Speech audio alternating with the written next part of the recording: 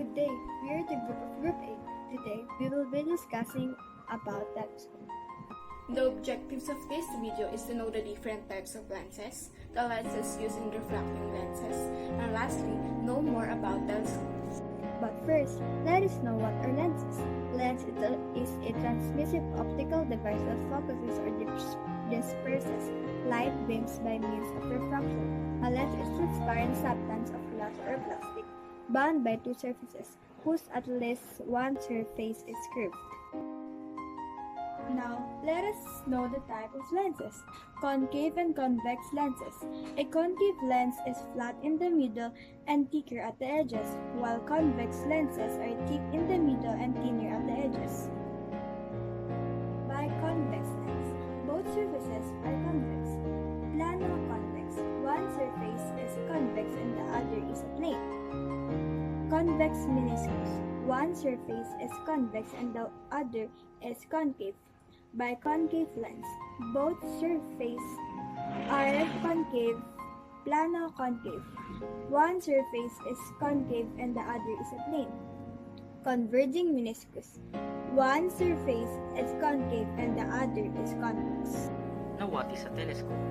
It is a device used to form magnified images of distant objects. A telescope is undoubtedly the most important investigative tool in astronomy. Let us now move on to the different types of telescopes. The first type of telescopes is refracting telescopes. This type of telescopes uses lenses to gather light and focuses it to a point. This was the first type of telescopes to be invented in the early 17th century and was the first use for serious astronomy by Galileo 400 years ago. The images formed or produced are upright, which makes refractors good for ground-based observations. The next type of telescope is Newtonian telescopes. These type of telescopes are reflectors. They use a mirror rather than a lens to focus light from distant objects.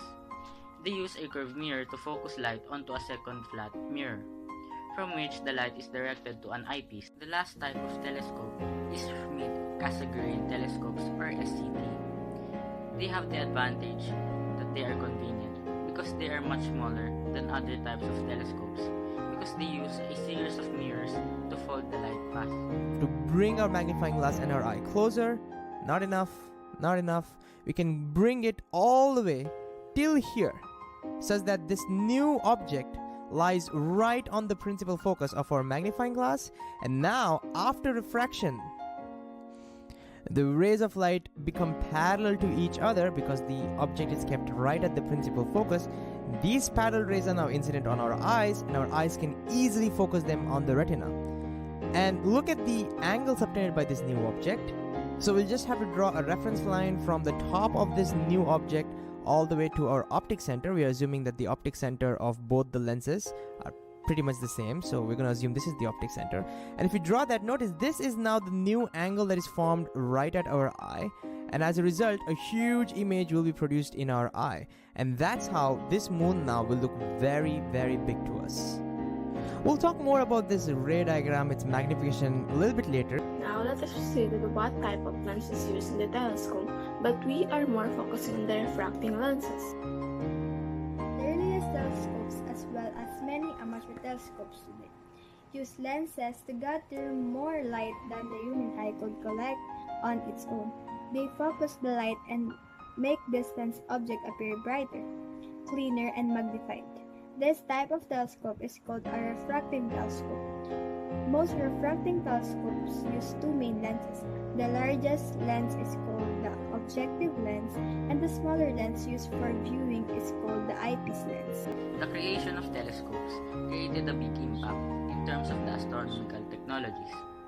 These instruments help us make the first valid measurement of the speed of light. Telescopes have also helped us understand gravity and the other fundamental laws of the physical world.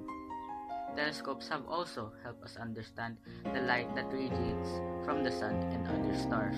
Thank you for listening. We hope that we help you to know the different type of lenses and the benefits of the telescopes in our daily lives. Have a good day!